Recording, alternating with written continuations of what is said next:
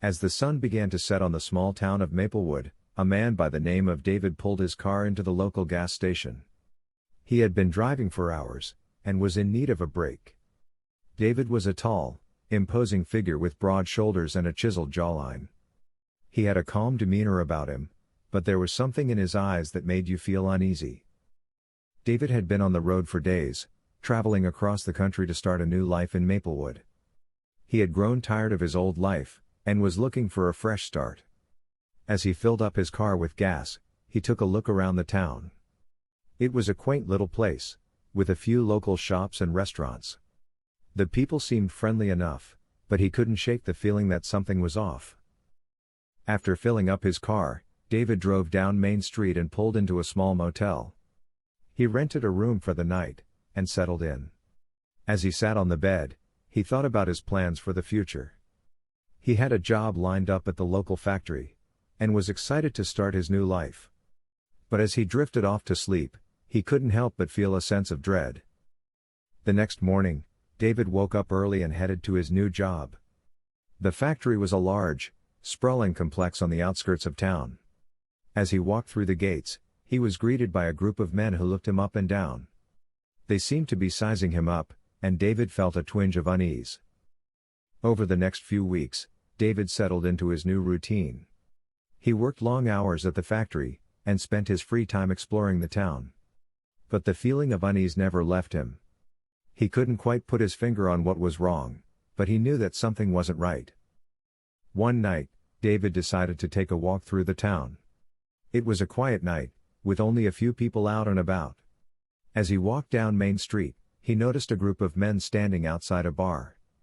They were all wearing leather jackets, and looked like they could handle themselves in a fight. David tried to avoid them, but as he walked past, one of the men stepped in front of him. "Hey there, stranger," the man said with a smirk.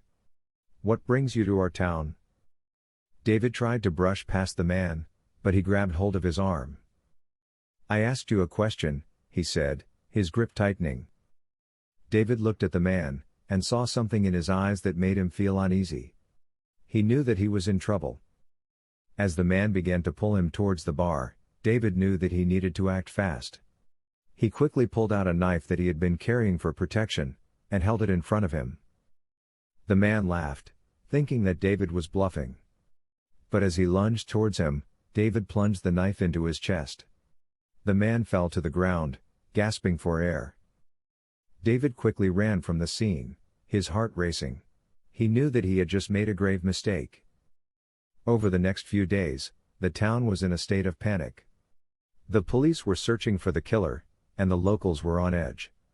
David knew that he needed to leave town, and fast. He packed up his belongings, and left the motel in the dead of night, not looking back.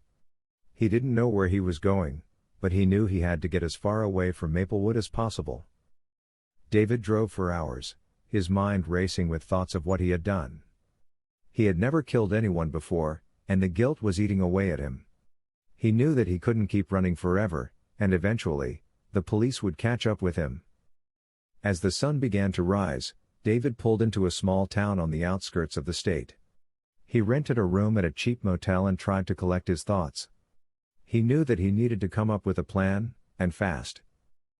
Over the next few days, David tried to blend in with the locals. He found odd jobs here and there and tried to keep a low profile. But he couldn't shake the feeling that someone was watching him. One night, David was walking home from a local bar when he heard footsteps behind him. He turned around, but there was no one there.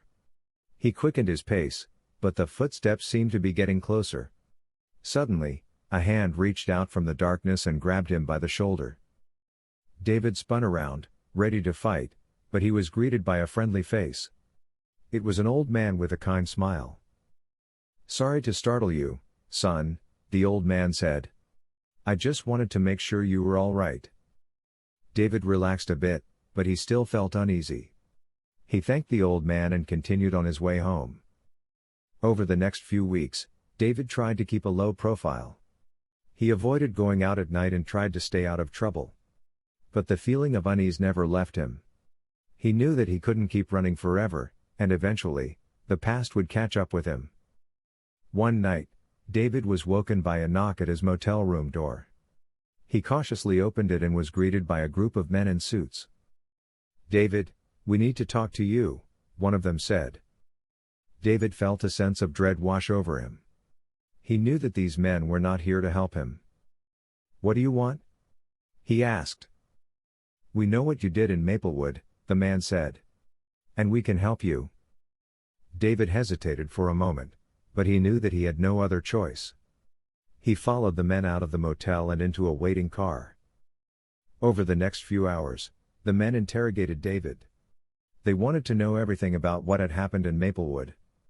David knew that he couldn't keep the truth hidden forever, and eventually, he broke down and told them everything. The men listened intently, but David could tell that they were not there to help him. They were there to use him. "We can help you get away from all of this," one of the men said.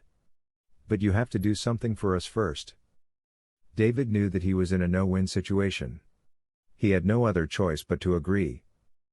Over the next few months, David worked for the men. They had him do things that he never thought he was capable of. He became more and more involved in their criminal activities, and the guilt began to eat away at him. One night, David decided that he had had enough. He couldn't keep running forever, and he couldn't keep living with the guilt of what he had done. He knew that he needed to turn himself in and face the consequences of his actions. The next morning, David went to the local police station and turned himself in. He told them everything about what had happened in Maplewood, and about his involvement with the men who had used him. The police listened intently, and David felt a sense of relief wash over him. Over the next few weeks, David cooperated with the police and helped them to bring down the criminal organization that had used him. He testified in court, and the men were all sentenced to long prison terms. David was sentenced to a few years in prison for the murder in Maplewood, but he knew that it was the right thing to do. He had faced his past and had taken responsibility for his actions. As he served his time in prison, David reflected on his life and the choices that had led him to where he was. He knew that he had made mistakes, but he also knew that he had the power to change his future. After serving his sentence, David was released from prison and was determined to start a new life. He moved to a new town and started fresh. He got a job, made new friends, and tried to put his past behind him. But the memories of what had happened in Maplewood would always be with him.